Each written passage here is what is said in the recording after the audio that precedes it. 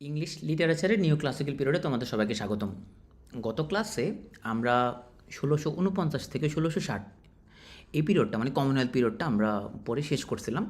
তো আজকে আমরা ১৬৬০ থেকে পড়া শুরু করব এবং ১৭৯৮ পর্যন্ত আমরা সাহিত্যগুলো পড়ব।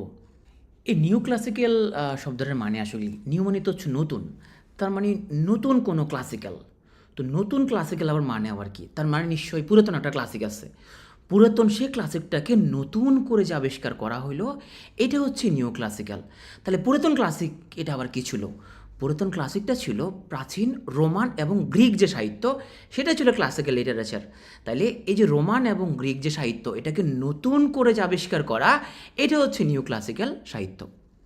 তাহলে আমরা যেটা বুঝলাম যে ক্লাসিক যুগের যে টেস্ট, যে সেন্সিবিলিটি, এটা নতুন করে যে ফিরে আসা, নতুন রূপে যে ফিরে আসা, তার যে তোমার এসেন্স, মানে গ্রিস এবং রোমের সাহিত্যে যে এসেন্সটা নতুন করে যে ফিরে আসা, এটা হচ্ছে নিউ ক্লাসিক্যাল পিরিয়ড।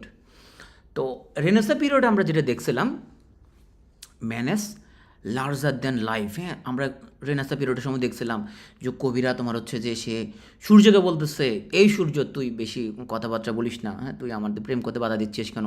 সূর্যের সাথে পর্যন্ত সে লেগে যাচ্ছে, হ্যাঁ সূর্যকে পাত্তা দিচ্ছে না। তার মানে man as larger than life, হ্যাঁ, এবং বাউন্ডলেস ইন পোটেনশিয়াল।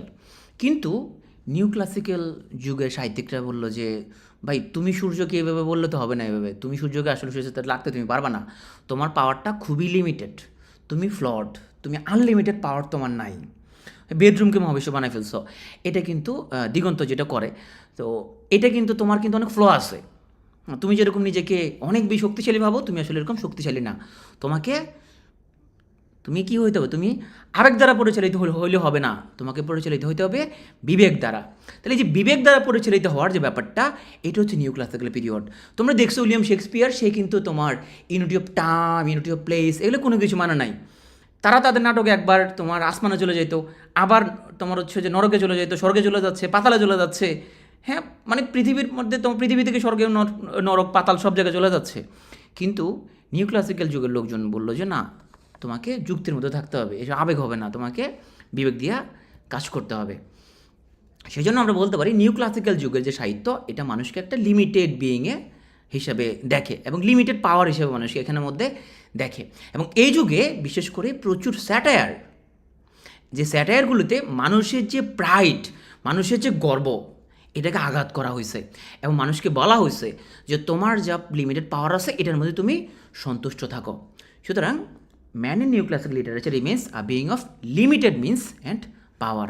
কিন্তু রেনেসার সময় মানুষকে দেখা হয়েছে কি আনলিমিটেড পাওয়ারফুল হিসেবে দেখা হয়েছে। তার মানে নিউ ক্লাসিক্যাল পিরিয়ডের সাহিত্যিকটা যেটা বলতে চাইছে, দম ফুরাইলেই দম ফুরাইলেই কি ঠুস, তুমি তোমার এত পাওয়ার আসলে বড়াই করার কিছু নাই, তাই না? তুমি একটা লিমিটেড। তার মানে নিউ ক্লাসিক্যাল পিরিয়ডের লোকজন বলতে চাইছে আর্ট ফর হিউম্যানিটি সেক, এবং আর্ট ফর আর্ট সেক এটা কিন্তু এই যুগে প্রেজেন্ট ছিল না। এবং যদিও লালন আরও আমাদের new classical English new classical যুগের পরে বাংলার দার্শনিক লালন, সো লালন যেটা বলতে চেষ্টা করছে, মানুষ বুঝলে সোনার মানুষ হবি। তো সবার উপরে আসলে মানুষ সত্য, এই ব্যাপারটাই নিউ ক্লাসিক্যাল যুগের মানুষজন গুরুত্ব দেওয়ার চেষ্টা করছে। মানুষকে আনলিমিটেড পাওয়ার হিসেবে সে দেখায় নাই, সে তারা বলছে মানুষের অনেক ফ্ল আছে, মানুষের অনেক লিমিটেশন আছে। তো এই ক্লাসিক্যাল শব্দটির প্রথম ব্যবহার করেন অলাস গেলিয়াস নামক ভদ্রলোক। উনি দুটি ভিন্ন জাতের শিল্পের উল্লেখ করেন। একটা হচ্ছে শিক্ষিত সমাজের সাহিত্য বা স্ক্রিপ্টর ক্লাসিকাস, আর একটা হচ্ছে যে ফন্নি লোকের সাহিত্য স্ক্রিপ্টর প্রোলেটারিয়াস। ফন্নি লোক মানে যারা হচ্ছে যে তোমার সাধারণ লোক, প্রাকৃত জনগণের সাহিত্য, মানে নর্মাল আমরা আমাদের মতো লোক আর কি, যারা আমজনতার সাহিত্য, আমরা হচ্ছে আমজনতা, আর শিক্ষিত সমাজের সাহিত্য। তো এই সময়ে আমরা মোস্ট ইম্পর্ট্যান্ট যে রাইটারদের ব্যাপারে পড়ব, অনেকেই পড়ব, তার মধ্যে উল্লেখযোগ্য হচ্ছে John Dryden, Daniel Defoe, Samuel Johnson, Alexander Pope, আরও অনেকেই আমরা এখানের মধ্যে পড়ব। তো তোমরা দেখছো যে কমনওয়েলথ পিরিয়ডের মধ্যে যে 11 বছর মানুষজন দেখছে যে আসলে কমনওয়েলথে থাকে লাভ নাই, এখানে আরও গেঞ্জাম, আরও ঝামেলা এখানের মধ্যে। ভাই আমাদের আগে রাজা সিস্টেমে ভালো ছিল, তখন ওরা রিস্টোরেশন পিরিয়ডে আবার ফিরে গেছে 1660 থেকে 1700। এবং এই যুগের একজন ফেমাস সাহিত্যিক হচ্ছে ড্রাইডেন, সেই জন্য বলা হয় এজ অফ ড্রাইডেন।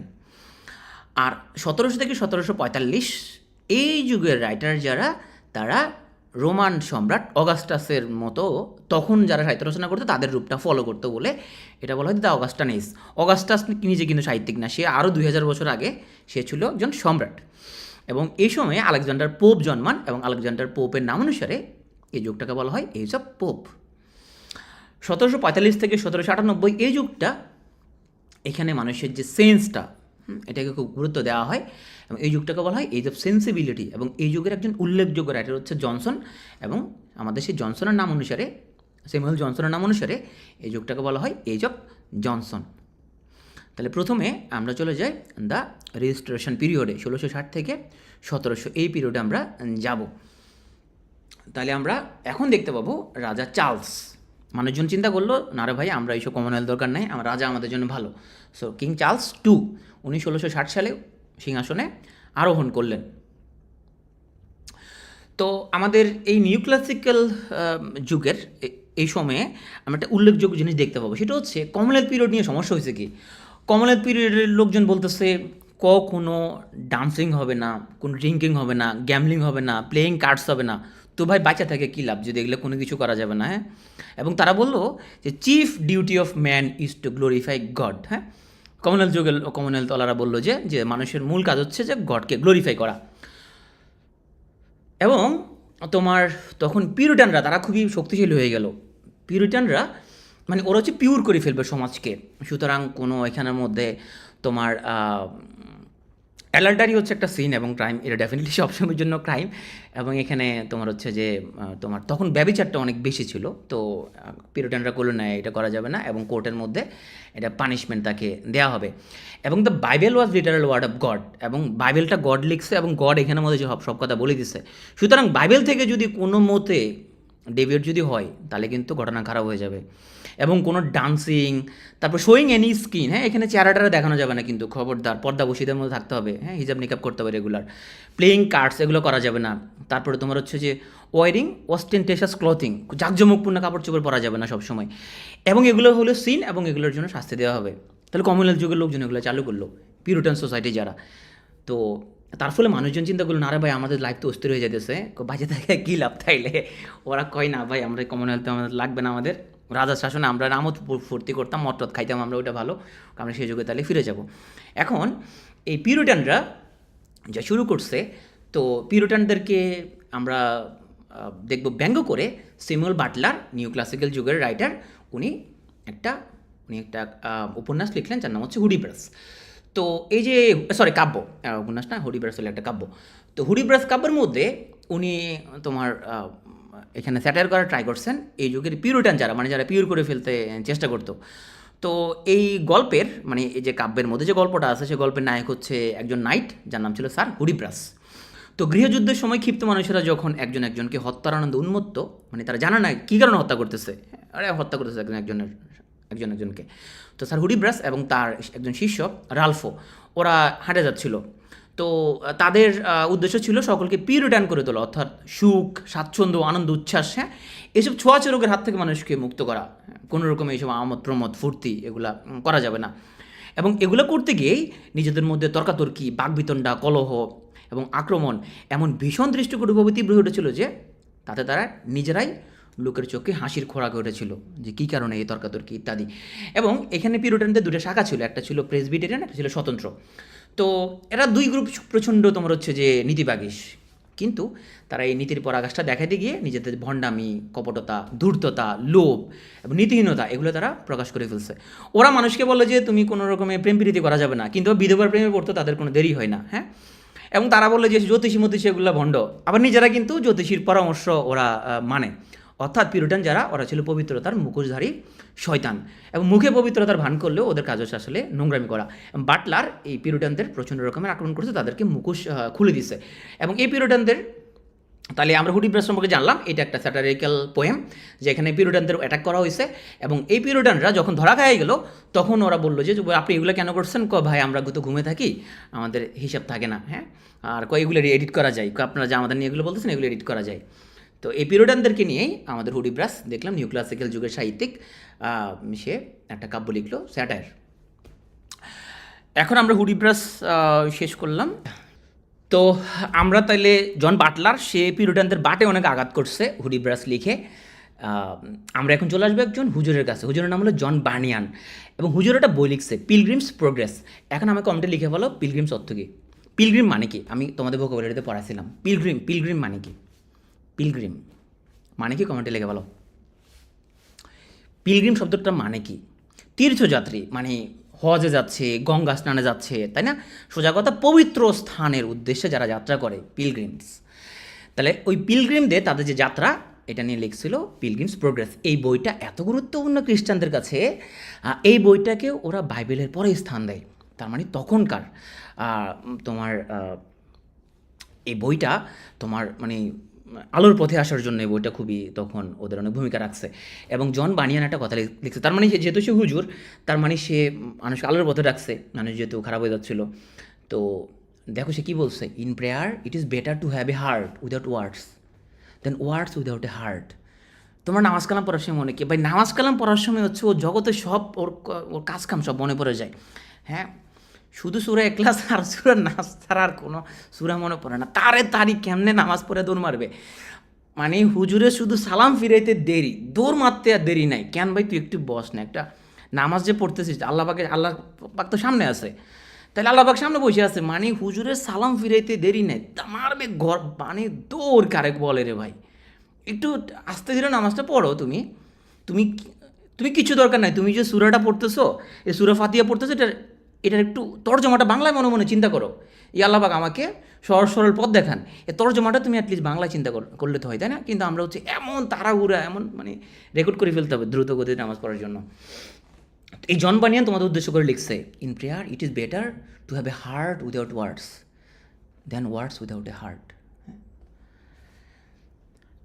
আমরা আসলে আল্লাহর কাছে যেভাবে প্রার্থনা করি, আমরা প্রচুর সুর উচ্চারণ করি, কিন্তু আমরা হৃদয়ে কি নাই? হৃদয়ে আমাদের আল্লাহর প্রতি কোনো প্রেম নাই। হৃদয়ে তো তোমার থাকতে হবে, তুমি এমন তাড়াহুড়ো করে নামাজ পড়তেছো। তো জন বানিয়ান তোমার উদ্দেশ্য করে এটা লিখছে। তো আমরা তাহলে দুজনকে পড়ে ফেললাম। বাটলার পিউরিটানদের বাটায় অনেক আঘাত করছে হুডিব্রাস দিয়া। আর তোমার হচ্ছে যে আমাদের হুজুর জন বানিয়ান, উনি মানুষকে আলোর পথে রাখছে পিলগ্রিমস প্রোগ্রেস লিখে। এবং তোমরা তাড়াহুড়ো করে যে নামাজ কালাম পড়ো, এটা উনি বলছে না, এটা করাটা ঠিক না। জন ড্রাইডেন, উনি এবার সবাইকে ড্রাই করে ফেলবে, উনি সাহিত্য সমালোচক হিসেবে সবচাইতে বিখ্যাত। হ্যাঁ, তো এই যে আমরা মেটাফিজিক্যাল পোয়েট্রি এর টার্মটা যে ব্যবহার করি, এই টার্মটা প্রথম এই জন ড্রাইডেন ব্যবহার করছে। হ্যাঁ, এমন রাখছে জন ড্রাইডেন, ওর কাজ হলো সব কিছুটা ট্রাই করে ফেলা, সমালোচনা করে। তবে সমালোচনা মানে হচ্ছে যে কোনো কিছুর মধ্যে মিল অমিল, সাদৃশ্য বৈসাদৃশ্য, বা আগের যুগের কার সাথে কি মিল আছে, এখানের মধ্যে কী বলতে চাইছে, এগুলো নিয়ে কথাবার্তা। সমালোচনা মানে হচ্ছে ভুল ত্রুটি বের করে না। তো আমাদের এই জন ড্রাইডেনের একটা ক্লাসিক প্লে, সেটা হচ্ছে যে অল ফর লাভ, মানে ভালোবাসার জন্য সব কিছু। আমরা এর আগে আমরা জুলিয়াস সিজারের মধ্যে যেটা আমরা পড়ছিলাম, যে জুলিয়াস সিজার একজন বড় বিজেতা ছিল, তাই না? এবং সেখানে আমরা ক্লিওপেট্রার কথা কিছুটা আমরা শুনছিলাম, যে ক্লিওপেট্রা ছিল মিশরের রানী। এরপরে আমরা তোমার হচ্ছে যে গত ক্লাসে আরও একটা নাটকের মধ্যে কিন্তু আমরা ক্লিওপেট্রার কাহিনীটা আমরা জানছিলাম, তাই না? অ্যান্টনি ক্লিওপেট্রা, এখানের মধ্যে তাদের আমরা ঘটনাগুলো জানছিলাম। তো ক্লিওপেট্রা ছিল এমন একজন রানী যাকে বলা হয় এখন পর্যন্ত জন্ম নেয়া তোমার মানে সম্রাজ্ঞীদের মধ্যে সবচেয়ে সে সুন্দরী। তবে নেটফ্লিক্সে সম্প্রতি না হয়ে গেছে কিছুদিন, ওরা ক্লিওপেট্রাকে নিয়ে একটা ডকুমেন্টারি বানাচ্ছে। ওটা দেখার পর আমার ক্লিওপেট্রার উপর একটু মানে ক্লিওপেট্রাকে আমি ভাবছিলাম খুবই মানে সাদা হবে, ফর্সা হবে এরকম, কিন্তু ওখানে গবেষণা দ্বারা দেখা যায় ক্লিওপেট্রা আসলে সে শ্বেতাঙ্গ ছিল না, সে তো ইজিপশিয়ানরা তো কালো, সে ব্ল্যাক ছিল। ওটা দেখে একটু কম ভালো লাগছে। আগে ছোটোবেলা থেকে ভাবতাম যে ক্লিওপেট্রা মানে ওয়াও, সে একদম মানে সেরকম একটা জিনিস হবে আর কি। তো যা নেটফ্লিক্স কাজটা মোটেই ঠিক করে নাই। তো এই ক্লিওপেট্রা, ওর কাহিনী আবার চমৎকার। সে তার বয়স ছিল যখন 18 বছর, তো তখন তার ভাইয়ের বয়স হলো, মানে তার বাপ মারা যায়, তার ভাইয়ের বয়স হলো 10 বছর। সে একটা কাম করতো, মানে তাকে যদি কেউ আক্রমণ করার মতো হইতো, সে তাকে বিয়ে করে ফেলাইতো। তো তার আপন ভাই, তার বয়স হলো 10 বছর। এখন তোমার সিংহাসনের জন্য 2জন তোমার এখানে উত্তরাধিকারী আছে, সে এবং তার আপন ভাই 10 বছর বয়সী। সে বাইরে বিয়ে করে ফেলাইছে, বাইরে বিয়ে করে ফেলাই, দেশ থেকে তাড়াই দিছে এরপরে, মানে সে তাকে বিয়ে করে ফেলাইতো। জুলিয়াস সিজার যখন হচ্ছে যে তোমার আক্রমণ করবে ইজিপ্ট, এরকম একটা ব্যাপার। তখন ইজিপ্টের মানুষকে সে রক্ষা করতে গিয়ে সে সিজারকে প্রেমের ফাঁদে ফেলাই দিছে। হ্যাঁ, সিজার তো প্রেমের ফাঁদে আটকে গেছে, তাহলে সিজারও শেষ হয়ে গেছে এখানের মধ্যে। ইভেন সিজারের পরে যে নতুন সিজার মানে হচ্ছে যে শাসনকর্তা, হ্যাঁ, ওর নাম ছিল জুলিয়াস সিজার। সিজার মানে সিজার শব্দটা তো শাসনকর্তা। এরপরে যে সিজার তার নাম হলো তোমার অক্টাভিয়াস সিজার, তাকেও মোটামুটি সে প্রেমের ফাঁদে ফেলাই দিছে। আর তখন সিজারকে সিজারের সাথে তখন যারা ওই কাহিনী ওই যে প্লটের মধ্যে যারা জড়িত ছিল তার মধ্যে একজন ছিল অ্যান্টনি, না? এবং অ্যান্টনি জনগণকে তখন একত্রিত করার কাজে নেতৃত্ব দিছিল। ওই অ্যান্টনিকেও সে কিন্তু তোমার ওই একই রকম কাজ করে, সে প্রেমের ফাঁদে ফেলাইয়া দেয়, মানে তার রাজ্যটা রক্ষা করার জন্য। তো এই অল ফর লাভ এটা লেখা হয়েছিল ব্ল্যাঙ্ক ভার্স ব্যবহার করে। ব্ল্যাঙ্ক ভার্স মানে তোমরা জানো অমিত্রাক্ষর ছন্দ। তো আমাদের এই অল ফর লাভ এটা অ্যান্টনি এবং ক্লিওপেট্রার তাদের হচ্ছে যে প্রেমের কাহিনীটা নিয়ে তাদের এই উপন্যাসটা। তো জুলিয়াস সিজারের মৃত্যুর পর নতুন সিজার মানে নতুন শাসনকর্তা হয় অক্টাভিয়াস সিজার। হ্যাঁ, তো এই সিজারের ভগ্নিপতি ছিল অ্যান্টনি। ওই যে ওরা হচ্ছে দুলাভাই এবং শালা মিলায় যে ওরা একত্র হয়, এই অক্টাভিয়াস সিজারের ভগ্নিপতি ছিল অ্যান্টনি। তো অ্যান্টনি কী করছে, মানে অক্টাভিয়াস সিজার তো সে এখন শাসনকর্তা, সে নতুন সিজার, এবং ও ছিল ওর বোনের জামাই। অ্যান্টনি কী করছে, ওর বউ পালাপান ছাইরা ও ক্লিওপেট্রার এখানে চলে গেছে। ক্লিওপেট্রা তো খুব সুন্দরী, নামটা আমি শুনছে সে ক্লিওপেট্রার ওখানে চলে গেছে এবং ক্লিওপেট্রা তো যথারীতি তাকে প্রেমের ফাঁদে ফেলে দিছে। এবং তাদের তোমার প্রেমের সম্পর্ক হয়ে ওঠে নাটকের তোমার হচ্ছে যে কেন্দ্রবিন্দু। এবং তোমার দেখো অ্যান্টনি একটা সময় তাকে বলে যে তুমি যদি আমার প্রেমের ফাঁদে আমাকে যদি না ফেলতা, অ্যান্টনি বলে, Antony blames her saying that if he had never fallen in love with her he would still be safe in Rome with his family. হ্যাঁ, অ্যান্টনি বলে যে তুমি যেভাবে আমাকে প্রেমের ফাঁদে ফেলে দিলে, আমার বউ বাচ্চা তো রেখে আসছি আমি হচ্ছে যে রোমে, এখন অক্টাভিয়াস তো আমার খুঁজতেছে, কারণ ওর বোনের এবং বোনের বাচ্চাদেরকে আমি রেখে চলে আসছি এখানের মধ্যে, ও তো আমার খুঁজতেছে পিটানোর জন্য, তোমার প্রেমের ফাঁদে আমি আজকে নষ্ট হয়ে গেলাম।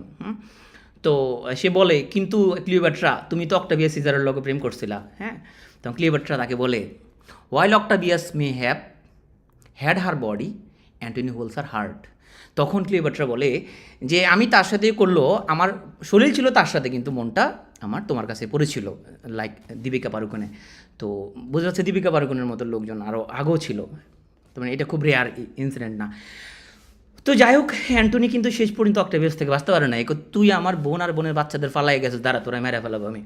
তখন এখানে অ্যাটাক করে, অ্যাটাক দেওয়ার পরে তোমার ক্লিওপেট্রাকে বলে তুমি আমাকে তুলে দাও, ওকে ও আমাকে দিয়ে দাও আমার কাছে। তো অ্যান্টনিকে অক্টাভিয়াসের হাতে তুলে দিতে ক্লিওপেট্রা কিন্তু অস্বীকৃতি জানায়।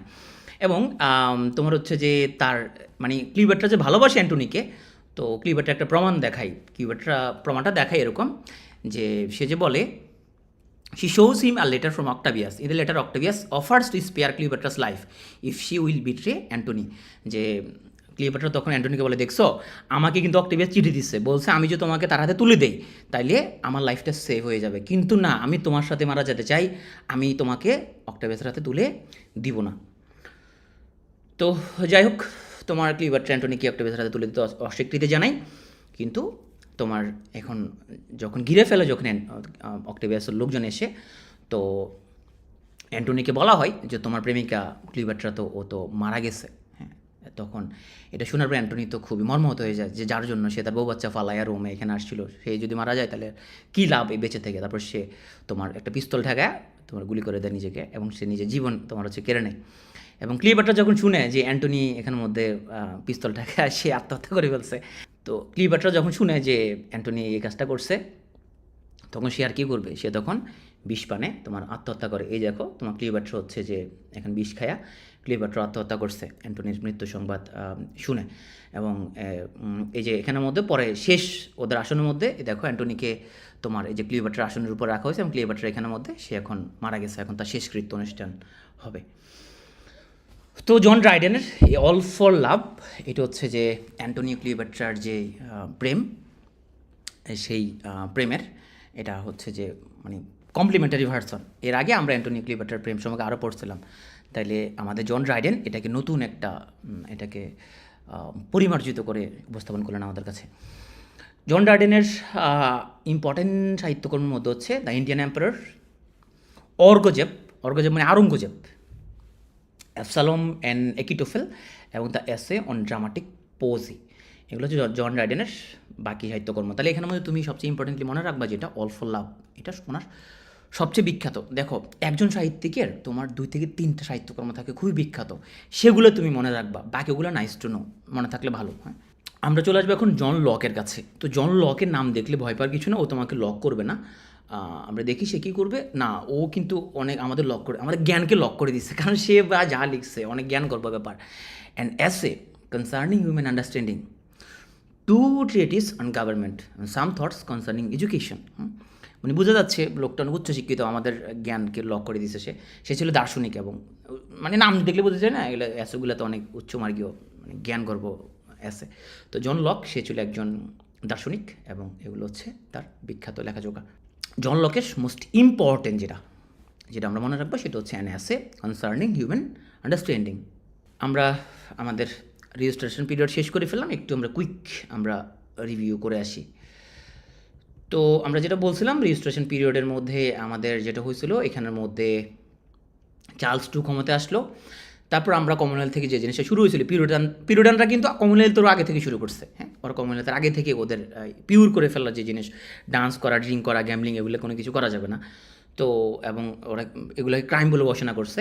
এবং স্যামুয়েল বাটলার এই পিরিয়ডানদের এই সকল কার্যকলাপকে সেগুলোকে স্যাটায়ার করে সে লিখছে হুডিব্রাস। জন বানিয়ান লোকজনকে সে আলোর পথে রাখার জন্য সে লিখছে পিলগ্রিমস প্রোগ্রেস, এবং এটা খুব বিখ্যাত বই, এবং এটা বাইবেলের পরে ওরা হচ্ছে যে স্থান দেয়। এবং এখানে জন বানিয়ান বলছে, in prayer it is better to have a heart without words than words without a heart. তারপর আমরা জন রাইডেনকে পড়লাম। জন রাইডেন ছিলেন সাহিত্য সমালোচক হিসেবে সবচেয়ে বিখ্যাত। আমরা যে মেটাফিজিক্যাল পোয়েট্রি টার্মটা ইউজ করি, এই টার্মটা প্রথম ব্যবহার করেন জন রাইডেন, এবং তার সবচেয়ে বিখ্যাত যে প্লে সেটা হচ্ছে অল ফর লাভ। এবং ডেফিনেটলি এটা হচ্ছে একটা ট্র্যাজেডি, যেখানে অ্যান্টনি ক্লিওপেট্রা দুজনেই শেষ পর্যন্ত কিন্তু মারা যায়। আর জন লক একজন দার্শনিক, তার সবচেয়ে বিখ্যাত যেই তোমার বই সেটা হচ্ছে an as concerning human understanding. আমরা এখন চলে আসবো দ্য অগাস্টান পিরিয়ডে। এখানে আমরা থাকবো 45 বছর। তো এই কিং অগাস্টাস উনি হচ্ছেন একজন Roman emperor, first Roman emperor. এই অগাস্টাস তার আমলে এটা ছিল রোমান সভ্যতার শ্রেষ্ঠ যুগ, কারণ রোমানরা নতুন নতুন ভূখণ্ড জয়, রাজনৈতিক আধিপত্য বিস্তার এবং শিল্প সাহিত্য চর্চায় ওরা শীর্ষে উঠে আসে।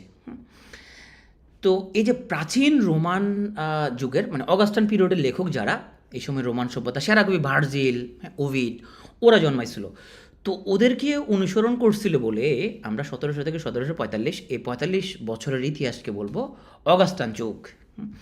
এবং এই যুগে আমরা লেখার মধ্যে রাজনৈতিক লেখার প্রাধান্য আমরা দেখতে পাবো।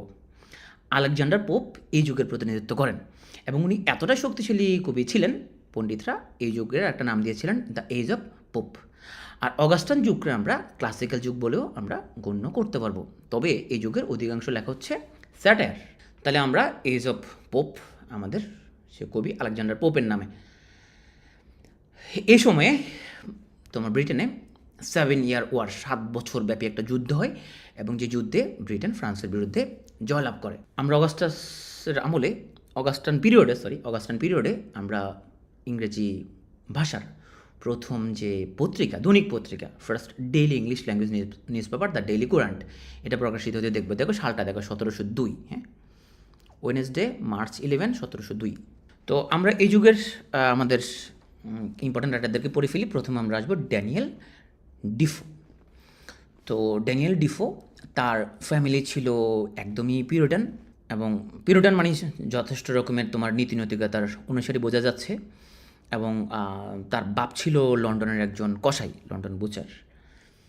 ড্যানিয়েল ডিফোর সেই বিখ্যাত বই রবিনসন ক্রুসো, এই বইটা মনে হয় আমরা তোমার দ্রুত পঠনে মানে 6-7 যে দ্রুত পঠন থাকে সেই সূত্রে মনে হয় এটা মোটামুটি রবিনসন ক্রুসো অ্যাটলিস্ট পড়া হয়েছে। এবং রবিনসন ক্রুসোর উপরে কমিক বই আছে, বাচ্চাদের খুবই প্রিয়। এবং তোমরা জানো এই রবিনসন ক্রুসো এই বইয়ের মধ্যে রবিনসন হচ্ছে যে সে তার অনেকগুলো জায়গায় সে ভ্রমণে যায়, তাই না? তার বাপ মা কিন্তু তাকে নিষেধ করে, কিন্তু বাপ মা নিষেধ না শুনে সে সমুদ্র ভ্রমণে বের হয়। প্রথমে সে তোমার লন্ডনে যায়, সেখানে ঝড়ের কবলে পড়ে। এরপর সে গিনি উপকূলে যায়, এখানে সে অনেক টাকা লাভ করে। হ্যাঁ, তারপরে সে তোমার হচ্ছে যে মূর জলদস্যুদের হাতে পড়ে সব কিছু হারায় সে কৃতদাসে পরিণত হয়।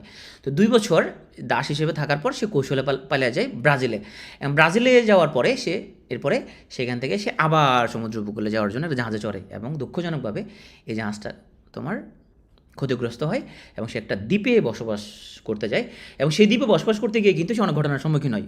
অনেকেই ব্যাপারটা জানো যে সে ওখানের মধ্যে কী হয়, সে দেখে যে ওখানে কোনো জনমানব, ওখানে কিচ্ছু নাই, কোনো মানুষ নাই। হ্যাঁ, একটা সময় সে এখানের মধ্যে দেখে যে এক লোকরে ধরে হচ্ছে যে তোমার সবাই পিটে দিছে, তারপরে মানে ওকে খাই ফেলবে আয়সা নরখাদকরা। তারপরে ওই যাকে খাই ফেলবে সে তো ভয়ে দৌড়াচ্ছে, তারপর তাকে উদ্ধার করে সে, না তার নাম সে দেয় ফ্রাইডে, এবং ওই দিন ছিল ফ্রাইডে। ফ্রাইডে কিন্তু কথাবার্তা বলতে পারে না এবং সে তাকে কথা শেখায়, ইংরেজি শেখায় ফ্রাইডে, এবং সে এখানে একসাথে বসবাস করা শুরু করে। তো এখানে অনেকগুলো কাহিনী আবর্তিত হয় এবং একটা সময় গিয়ে এবং সেখানে আরও তোমার আরেকটা জাহাজ আসে এরকম যে সে জাহাজের মধ্যে জাহাজের লোকজন বিদ্রোহ করে তাদের ক্যাপ্টেনকে ওই দ্বীপের মধ্যে হচ্ছে যে রাখা যাওয়ার জন্য ষড়যন্ত্র করে। তো পরে আমাদের যে রবিনসন ক্রুসো তাদেরকেও এখানে আমাদের রক্ষা করে। তো শেষ পর্যন্ত সে জাহাজে চড়েই সে স্প্যানিশ অনেকটা সে বাঁচায়। তো পরে ওই জাহাজটা চড়ে সে শেষ পর্যন্ত তার নিজের বাসস্থানে আসতে সক্ষম হয়। সে যে দ্বীপে যায় সেখানে কিন্তু তোমার এটার উপরে সম্ভবত ইংলিশ একটা মুভিও আছে, যে সে যে দ্বীপে যায় এখানে কিন্তু সে কোনো ক্যালেন্ডার নেই, কিছু নাই, কিন্তু সে হিসাব নিকাশ রাখে। কীভাবে জানো? সে যেদিন ওখানের মধ্যে সেই দ্বীপে যখন পৌঁছাইছে সেদিন কয় তারিখ পাথরে লিখে রাখছে, এরপর কন্টিনিউ আসছে এখানের মধ্যে হিসাব, দিন তারিখ হিসাব রাখতো যে আজকে কয় তারিখ, একলা একলা। ইংরেজি একটা মুভি আছে এরকম, একটা দ্বীপে আটকায় পড়ে নায়ক, তারপরে সে, আমি ভুলে গেলাম মুভিটার নাম, ওই যে পাথরের মধ্যে লিখে রাখে তোমার দিন তারিখগুলো সেখানের মধ্যে, এবং আস্তে আস্তে তার দাড়ি গজায় অনেক বড় বড় হয়ে যায়। কিনা না মুভিটার? কাস্টেওয়ে, রাইট, কাস্টেওয়ে, হ্যাঁ কাস্টেওয়ে, টম হ্যাঙ্কসের, রাইট, কাস্টেওয়ে, হ্যাঁ এই কাস্টেওয়ের মধ্যেই রবিনসন ক্রুসোর টাইপের এরকম কাহিনী, কাস্টেওয়ে, রাইট। মানে এখানে আসলে দেখায় যে একটা মানুষ যখন তোমার বিপদে পড়ে তখন তো মানুষ কীভাবে যে তোমার সার্ভাইভ করে, এটা এখানে দেখাই আসলে। রোকসানা ক্লাসে আসো নি তুমি? রোকসানা তুমি কই? আচ্ছা, রোকসানা ক্লাসে না থাকলেও আমাদের এখন ড্যানিয়েল ডিফোর, আমাদের একটা বিখ্যাত উপন্যাস, তার নাম হচ্ছে রোকসানা। ড্যানিয়েল ডিফোর, তাইলে তুমি ভ্রমণ কাহিনী টাইপের কোনো কিছু পাইলেই তুমি দেখবা যে ওখানে ওইটাই Daniel Defoe, the life and adventure of captain singleton. তাহলে এটা হচ্ছে যে তার একটা বিখ্যাত ভ্রমণ কাহিনী। কর্নেল জ্যাক, এটাও তার একটা ভ্রমণ কাহিনী। তার ভ্রমণ কাহিনী মানে হচ্ছে তোমার রবিনসন ক্রুসো। সো রবিনসন সে রোকসানাকে বিয়ে করার জন্য ক্যাপ্টেন ও কর্নেলকে সে সাথে নিয়ে এলো। তাহলে Robinson Crusoe, Roxana, captain Singleton এবং কর্নেল জ্যাক সবগুলো লিখছে আমাদের ড্যানিয়েল ডিফো। আমরা চলে আসবো bitterest satirist of new classical period, তার নাম হচ্ছে জোনাথন সুইফট। এই জোনাথন সুইফটের উপরও তোমার মোটামুটি আমরা সবাই এই টুকটাক হাই স্কুল থাকতে তার বই মোটামুটি অনুবাদ সবাই পড়ছে, অ্যাটলিস্ট গালিভার স্টাফস মোটামুটি সবাই পড়ছে, তাই না?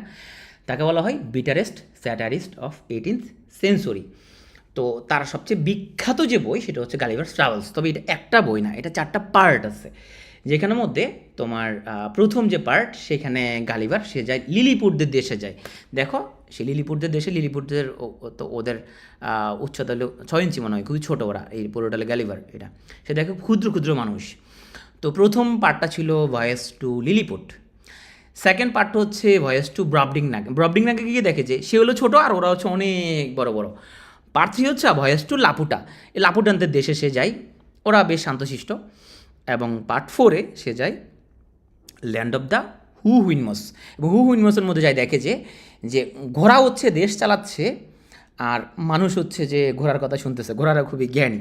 তো ভয়েস টু লিলিপুট এটা ছিল তার গালিভার ট্রাভেলসের প্রথম পর্ব। এখানে তোমার 6 ইঞ্চি লম্বা বিশিষ্ট অধিবাসীদের যে দ্বীপ লিলিপুটে আশ্রয় নেয়, কিন্তু এদের উচ্চতা 6 ইঞ্চি হইলেও হ্যাঁ এরা ছিল খুবই অহংকারী, এরা মারাত্মক অহংকারী ছিল। এবং ওদের যে সম্রাট সে ছিল অত্যন্ত গর্বিত, কারণ সে মনে করে তার মতো সুপুরুষ নাকি দ্বিতীয়টা আর কোথাও নাই। তো এখানে জোনাথন সুইফট এই ক্ষুদ্র মানুষদের হাস্যস্পদ করে উপস্থাপনের মাধ্যমে উনি বোঝাতে চেয়েছেন মহাবিশ্বের বিশালত্বের তুলনায় আমরা অতি ক্ষুদ্র, ফলে আমরা যতই বাগাড়ম্বর করি না কেন সেটা হাস্যকর ব্যাপার হয়ে দাঁড়ায়। এবং এখানে লেখক লিলিপুট এবং ব্লিফাস্কিউর মধ্যে চরম শত্রুতা যুদ্ধ দেখিয়েছেন, এবং এই যুদ্ধের মাধ্যমে স্পেনের অধিকার নিয়ে ইংল্যান্ড এবং ফ্রান্সের যুদ্ধের প্রতি লেখক একটা তার ঘৃণা জানিয়েছেন। আর সেকেন্ড পার্ট ছিল ভয়েস টু ব্রবডিংনাগ, এবং এইখানে গ্যালিভার যে দেশে যায় সেখানে সবাই অনেক বড় বড়, এবং আমাদের পৃথিবীর প্রাণী এবং উদ্ভিদগুলোর তুলনায় ওরা 12 গুণ বড়, তবে এরা সংখ্যায় অনেক এবং এরা খুবই সহজ সরল এবং এরা কোনো যুদ্ধবিগ্রহ পছন্দ করে না এবং তাদের তুলনায় গালিভারকে প্রায় কীটের মতো দেখায়। গালিভার এখানে এসে দেখলেন তাদের রাজা একজন দার্শনিক এবং গুণমণ্ডিত ব্যক্তি, আদর্শের ভিত্তিতে দেশ চালায় এবং এখানে কোনো আইনসভা নাই।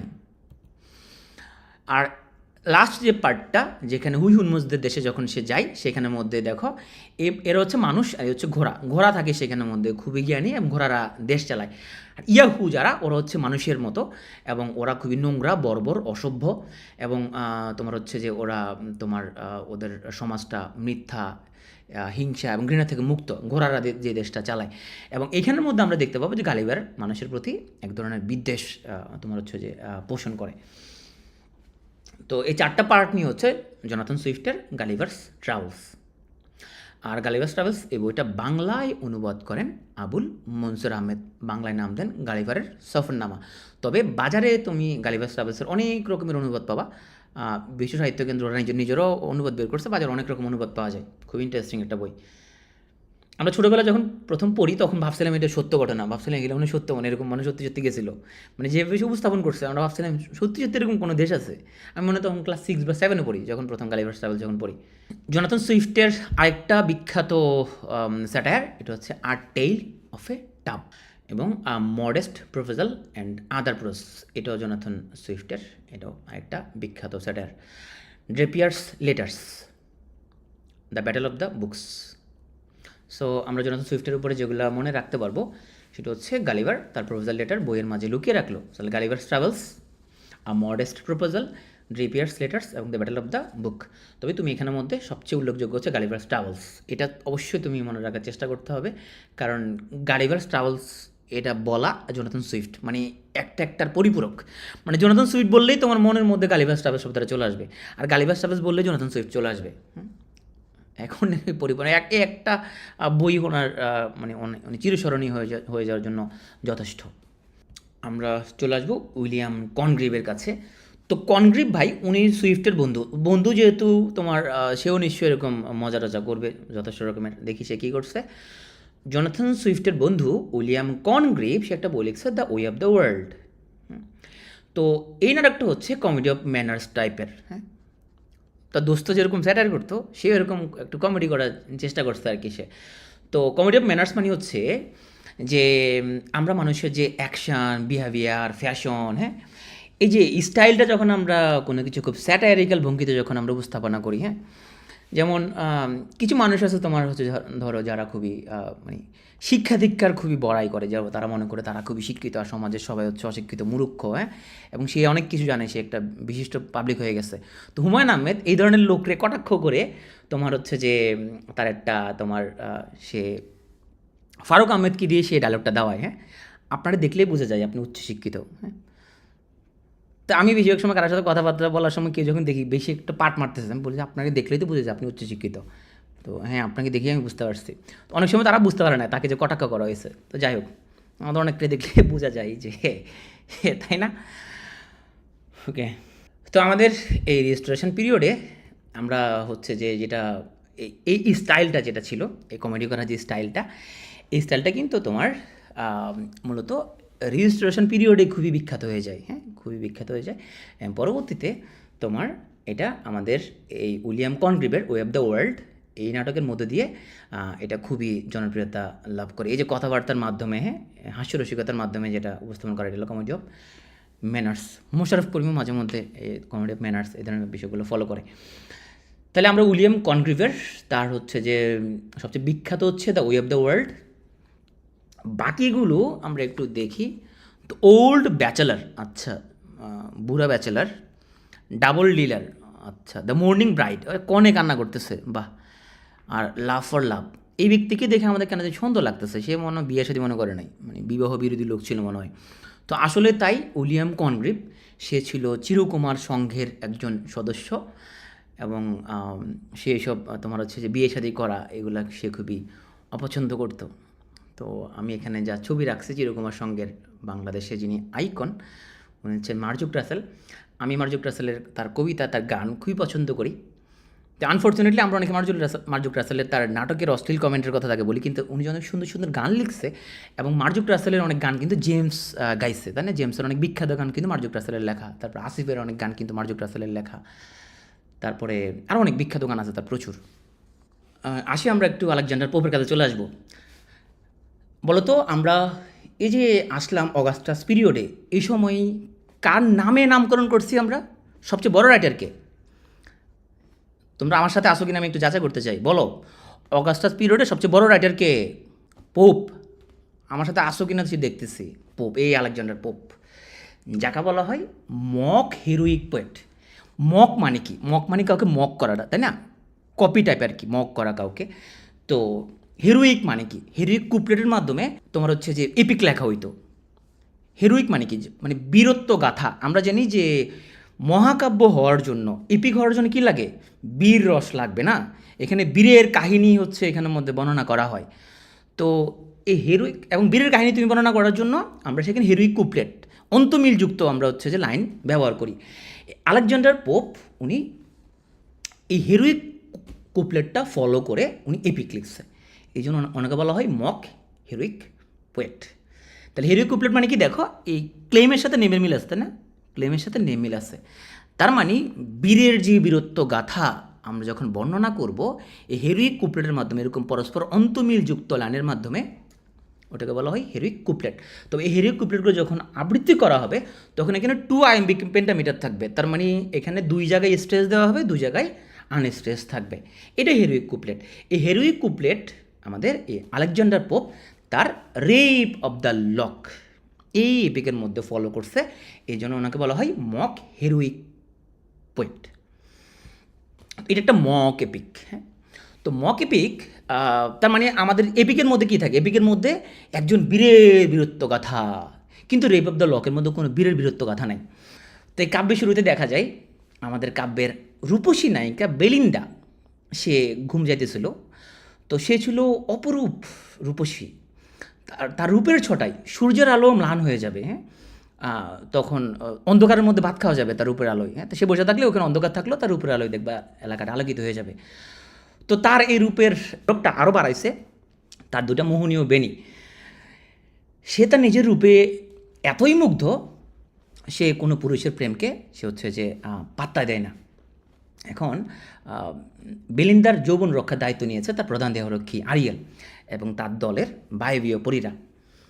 তো বেলিন্দার উপর মোহিত হয়ে ব্যারন নামক এক যুবক বেলিন্দার কাছে যে তাকে প্রপোজ করে, কিন্তু সে প্রপোজে সাড়া দেয় না। বেলিন্দা কাউকে পাত্তাই দিচ্ছে না। আমাদের মেডিকেল ফার্স্ট ইয়ারে থাকলে আমাদের কিছু আপু হচ্ছে যে কোনো ছেলেকে পাত্তা দেয় না, কোনো মতেই পাত্তা দেয় না। পরে ইন্টারনেটে যেতে যেতে তখন আস্তে আস্তে পাত্তা দেওয়ার পরে, ইন্টারনেট দিয়ে পাস করে ফেলার পরে আস্তে আস্তে পরে পাত্তা দেয়।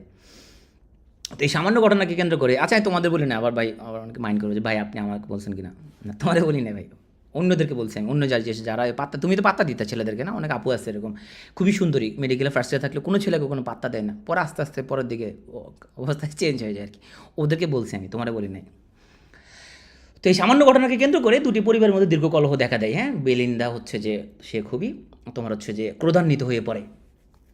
তো এখানের মধ্যে তোমার ক্ল্যারিসা সে বেলিন্দাকে বলে তুমি তোমার রাগটা সংবরণ করো।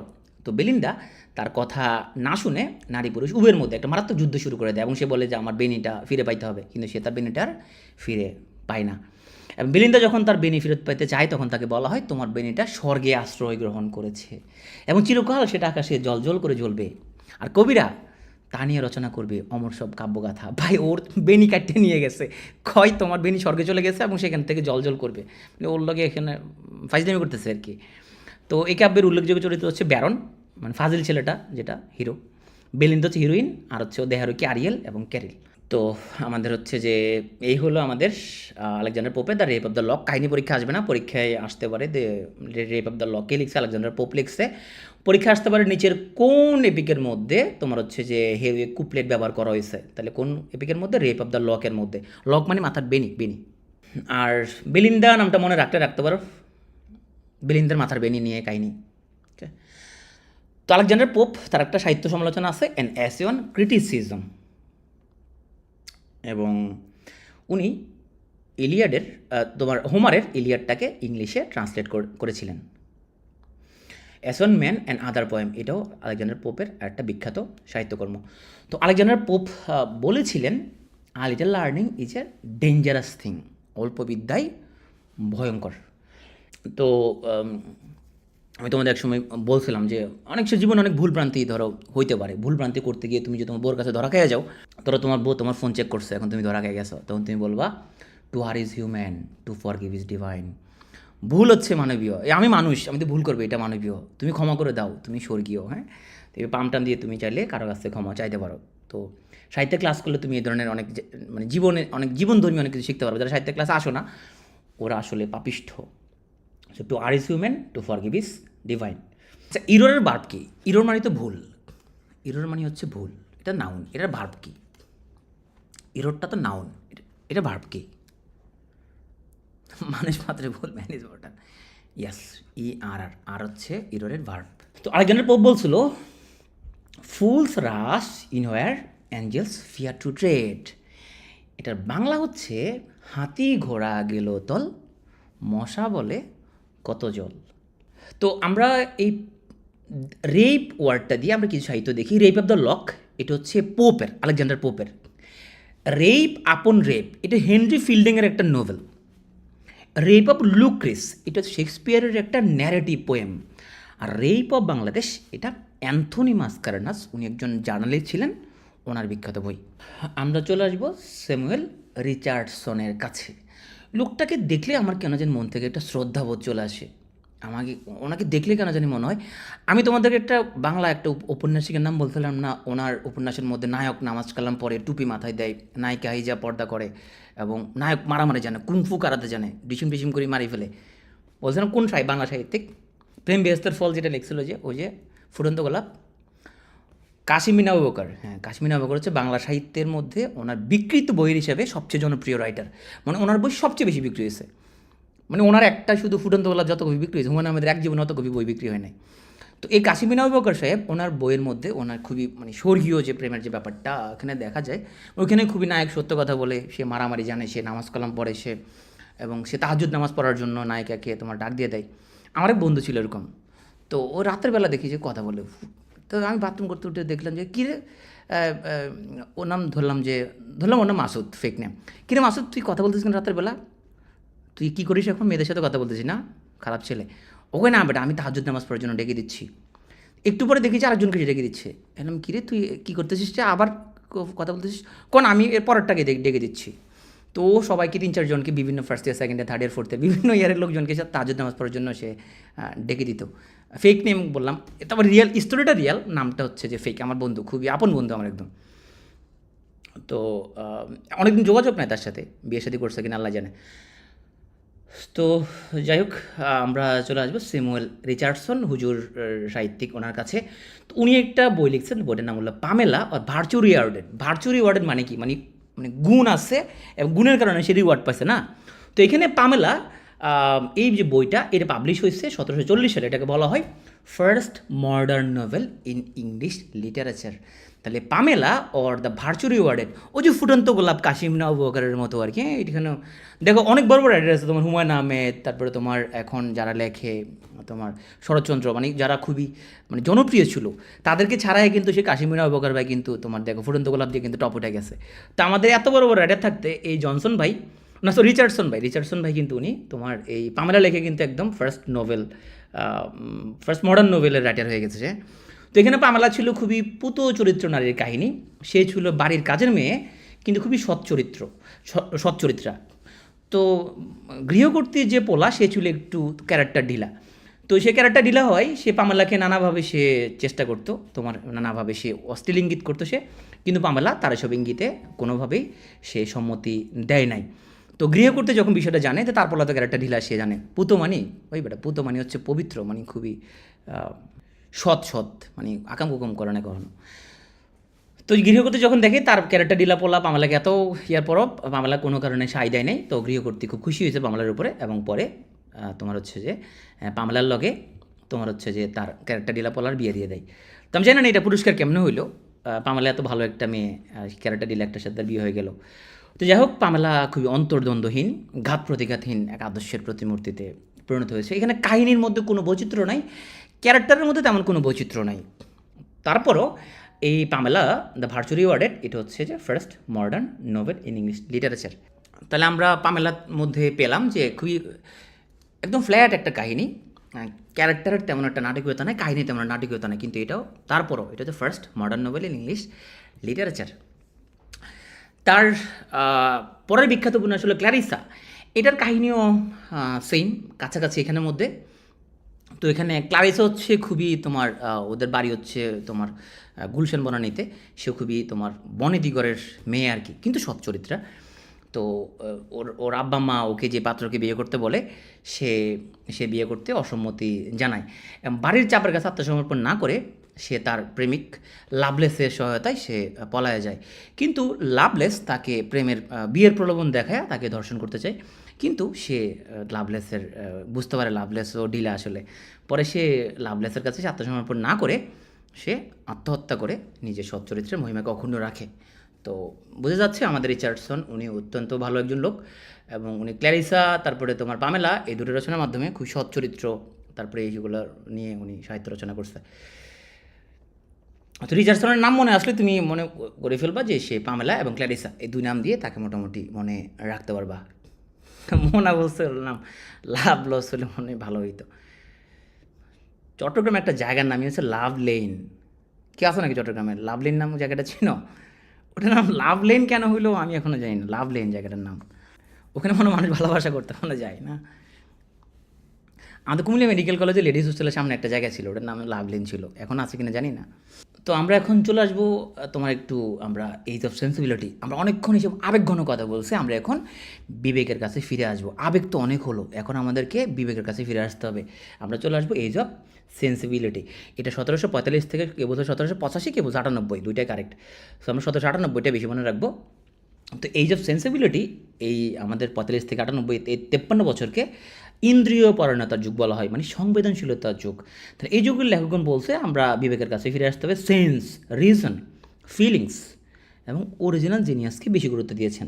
তো এই যুগকে বলা হয় এজ অফ সেন্সিবিলিটি। এবং এই যুগের সাহিত্যিকদের মধ্যে আমরা নিউ ক্লাসিক্যাল যুগের সাহিত্যিকদের ব্যাপার স্যাপারে দেখবো, আবার রোমান্টিক যুগ শুরু হবে 1798 থেকে, সে রোমান্টিক যুগের আমরা অনেক বৈশিষ্ট্য পাবো। সেই জন্য এই যুগটাকে বলা হয় এজ অফ ট্রানজিশন। দেখো 98 থেকে কিন্তু রোমান্টিক যুগ শুরু হয়ে যাবে, তাই না? 98 থেকে 1832, এই 34 বছর রোমান্টিক। তাহলে নিউ ক্লাসিক্যাল যুগের কিছু জিনিসও পাবো, আবার রোমান্টিক যুগের কিছু জিনিস আমরা এখানের মধ্যে পাবো। সেই জন্য এজ অফ সেন্সিবিলিটি এটাকে বলা হয় এজ অফ ট্রানজিশনও বলা হয়। এই যুগে আমরা একজন বিখ্যাত লোক, তার নাম স্যামুয়েল জনসন, এবং অত্যন্ত জ্ঞানী গুণী লোক সে জন্মগ্রহণ করে, সেই জন্য তার নাম অনুসারে বলা হয় এজ অফ জনসন। আর আলেকজান্ডার পোপের যখন মৃত্যু হয়ে যায় এবং লিরিক্যাল বালাড যখন প্রকাশ হয়, আমরা লিরিক্যাল বালাড রোমান্টিক যুগের শুরুতে পড়ব, যে দুজন বিখ্যাত ব্যক্তি কীভাবে লিরিক্যাল বালাদ লিখে রোমান্টিকতার যুগ শুরু করে সেটা আমরা নেক্সট ক্লাসে পড়বো। ওই লিরিক্যাল বালাদ প্রকাশের সাথে সাথেই আমাদের এই সেন্সিবিলিটি মানে 1798 শেষ, এই যুগও শেষ। এবং ফ্রেঞ্চ রেভলিউশন 1789 সালে যেটা হয় সেটা এই যুগের ঘটনা। ভলতেয়ার, রুশো ওনারা দুজন এই যুগের অন্যতম রাজনীতি সচেতন লেখক। তো আমরা প্রথমে চলে আসবো, তার মানে এখানে খুব দার্শনিক অনেক জ্ঞানী গুণী ব্যক্তিদের নিয়ে পড়বো, ডিকশনারি লিখে ফেলবে, গ্রামার বই লিখবে, মানে সব জ্ঞানী গুণীদের আঁকড়া এখানের মধ্যে, আতের লোকজন আর কি। খুবই এখানে আমরা খুব একটা ভাবটাপ দেখবো না, সব হবে এখন তোমার জ্ঞান। বেঞ্জামিন ফ্রাঙ্কলিন, দেখো তোমার আমেরিকান ডলারের মধ্যে কিন্তু ওর এরকম ছবি দেখবা। এই বেঞ্জামিন ফ্রাঙ্কলিন সে ছিল এই যুগের একজন প্রধান দার্শনিক। তো বেঞ্জামিন ফ্রাঙ্কলিন বলছিল early to bed and early to rise makes a man healthy, wealthy and wise. সুতরাং তুমি যদি আর্লি টু বেডে যেতে চাও এবং আর্লি টু রাইজ করতে চাও এবং তুমি যদি হেলদি, ওয়েলদি, ওয়াইজ হতে চাও, তাহলে তুমি অবশ্যই তাড়াতাড়ি দেরি না করে তুমি 6am ক্লাবে তাড়াতাড়ি যোগ দিয়ে ফেলো। 6am ক্লাবে যোগ দিয়ে ফেললে তুমি আর্লি টু বেড হয়ে যাবে এবং তোমার জীবন অনেক আগে যাবে। তো বেঞ্জামিন ফ্রাঙ্কলিন সে বলছিল যে honesty is the best policy. তো বেঞ্জামিন ফ্রাঙ্কলিনের এই কথার তীব্র প্রতিবাদ জানাইছিল বাঙালি সমাজ। বাঙালি সমাজ বলছিল ঘটনা সঠিক না, ঘটনা হচ্ছে চুরিবিদ্যা মহাবিদ্যা যদি না পড়া ধরা না পড়লেই সেটা হচ্ছে যে মহাবিদ্যা। তো ফ্রাঙ্কলিন বলছে না, honesty is the best policy. এবং ফ্রাঙ্কলিন বলছে অ্যাডমাইরেশন is the daughter of ignorance. এই যে পাম দেয়া জিনিসটা, এই যে পাম দেয়া, এটা তো আসলে ইগনোরেন্স, অজ্ঞতা। তাহলে বেঞ্জামিন ফ্রাঙ্কলিনের কাছ থেকে আমরা অনেক জ্ঞানী গুণী কথাবার্তা শুনে আমরা চলে আসবো এখন হেনরি ফিল্ডিংয়ের কাছে। হ্যাঁ, আমি জানি না, ছোটোবেলায় আমাদের মায়েরা বলতো যে এই তোরা এখানে কী করতেছিস, ফিল্ডিং মারতেছিস না কোনো। ফিল্ডিং মারা মানে হচ্ছে যে তোরা এখানে আড্ডা মারতেছিস, মানে ছেলে মেয়েরা কোনো আড্ডা মারলে এটা বলে তো ফিল্ডিং মারে। হ্যাঁ ফিল্ডিং মারে ওখানে যায়, মানে কোনো মেয়ে কোনো ছেলের সাথে ধরো কথাবার্তা বলতেছে ওখানে গিয়ে হ্যাঁ ওই না যায় ফিল্ডিং মারে। ফিল্ডিং মারা মানে হচ্ছে সে টাঙ্কি মারে, হ্যাঁ টাঙ্কি মারে। তো এই ফিল্ডিং মারা মানে হচ্ছে টাঙ্কি মারা। তো তার মানে হেনরি ফিল্ডিং নামের কামের মিল আছে। তোমার নাটক উপন্যাসের মধ্যে তো মানুষ টাঙ্কি মারে, তাই না? নাটকের মধ্যে তো মানুষ ফিল্ডিং মারে বা টাঙ্কি মারে। তো হেনরি ফিল্ডিং সে হচ্ছে আমাদের নোবেলের সে ফাউন্ডার, সে নোবেলের আব্বা, নামও ফিল্ডিং। এবং ওখান থেকে মনে আমরা দেখছো আমাদের মায়েরা কিন্তু অনেক জ্ঞানীগুণী, কিন্তু দেখছো ওনারা কিন্তু হেনরি ফিল্ডিংয়ের নাম না জানলেও কিন্তু বাস্তবে কিন্তু ব্যবহার করে। তোরা যে ফিল্ডিং মারতেছিস নি কোনো। তো এই হেনরি ফিল্ডিংকে বলা হয় the greatest noblest of the 18th century, এবং উনি হচ্ছে ইংলিশ নোবেলের আব্বু। তো ইংলিশ নোবেলের আব্বু আমাদের হেনরি ফিল্ডিং ভাই, দেখি উনি কী কী লিখছে। উনি আবার ওনার ছদ্মনাম ছিল, পেন নেম আর কি, ফেক আইডি ছিল ফেসবুকে। ওনার ফেক আইডির নাম ছিল ক্যাপ্টেন হারকিউলিস ভিনেগার। এই ক্যাপ্টেন হারকিউলিস ভিনেগার হচ্ছে ওনার ফেক আইডি। তাহলে ফেক আইডি যে তুমি একমাত্র ব্যবহার করতো যে ফেসবুকে, তা না, তোমারও বহুত আগে লোকজন ফেক আইডি ব্যবহার করতো।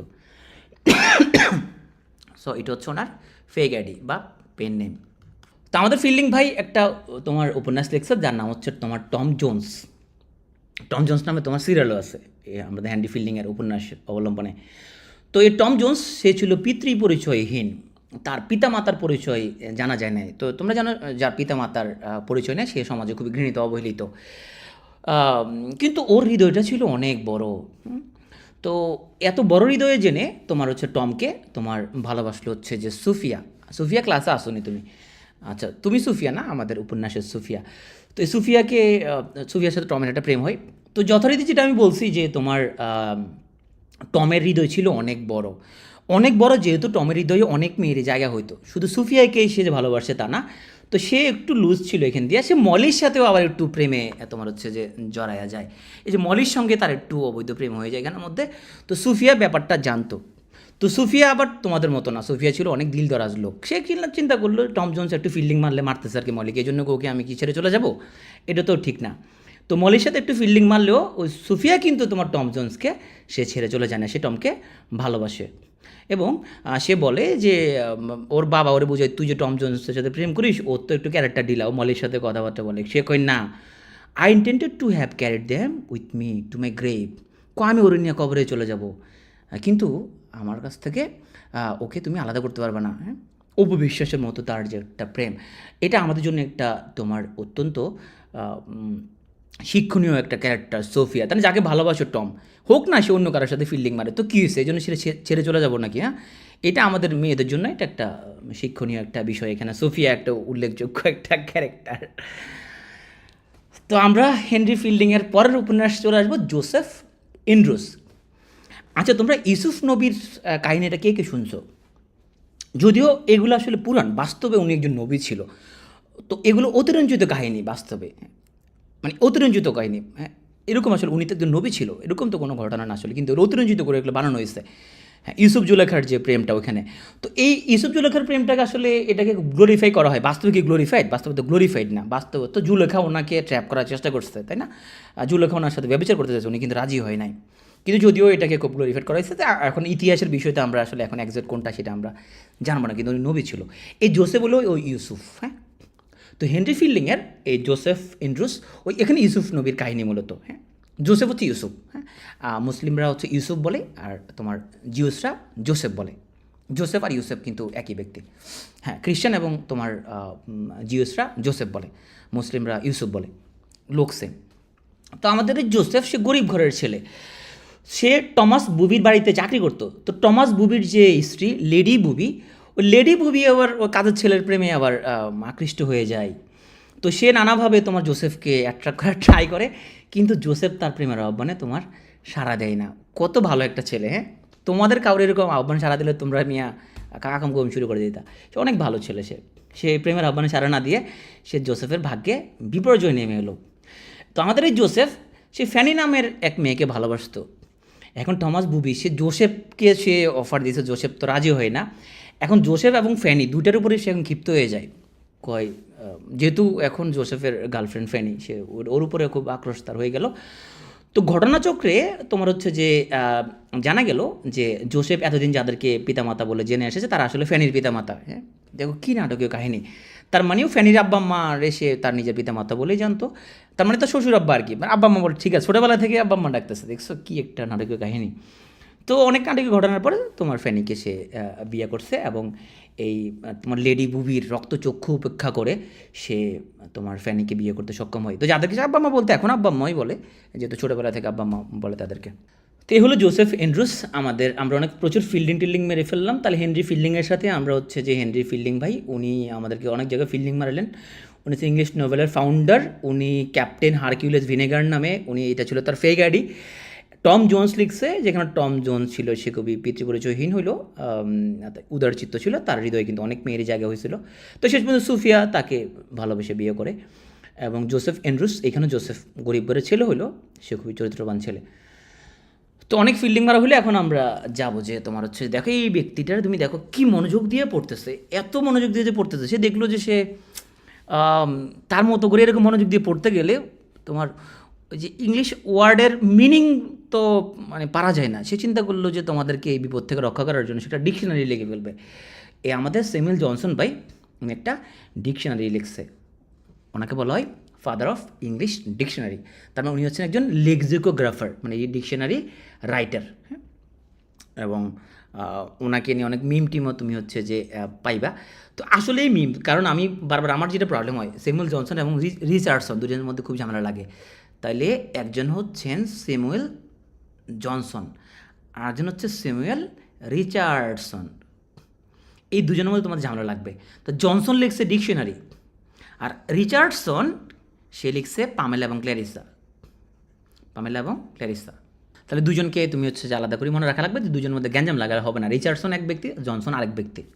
এ হচ্ছে স্যামুয়েল জনসনের তোমার ডিকশনারি। 1755 সালে ইংরেজি ভাষার প্রথম ডিকশনারি লিখতে সে সক্ষম হয়। তো জনসন সে ফ্রেঞ্চ থেকে একটা বই তোমার হচ্ছে যে ট্রান্সলেট করে। সেই বইয়ের নাম হচ্ছে আ ভয়েস টু আবিসিনিয়া। এটা ফাদার জেরোমো লোভার একটা বই। এবং তোমার জনসন এই বইটা তোমার ফ্রেঞ্চ থেকে ইংলিশে ট্রান্সলেট করে আ ভয়েস টু আবিসিনিয়ায় ভ্রমণ। আবিসিনিয়া হচ্ছে তোমার এখন যে ইয়েমেন ওই জায়গাটার নাম হলো আবিসিনিয়া। তো জনসন ভাই এরকম বিখ্যাত একটা ব্যক্তি যদি ডিকশনারি লিখে ফেলছে, ওই ব্যক্তির লইয়া যদি কোনো বায়োগ্রাফি না লেখা হয় তাহলে কেমনে হবে। এই জনসনের লাইফ নিয়ে প্রথম ফুল ফ্লেজড বায়োগ্রাফি লেখা হয়, বসওয়েল লেখে। তাহলে বসওয়েল তোমার হচ্ছে যে স্যামুয়েল জনসনকে নিয়ে একটা বায়োগ্রাফি লেখে। এটা হচ্ছে ইংরেজিতে ফার্স্ট ফুল ফ্লেজড বায়োগ্রাফি।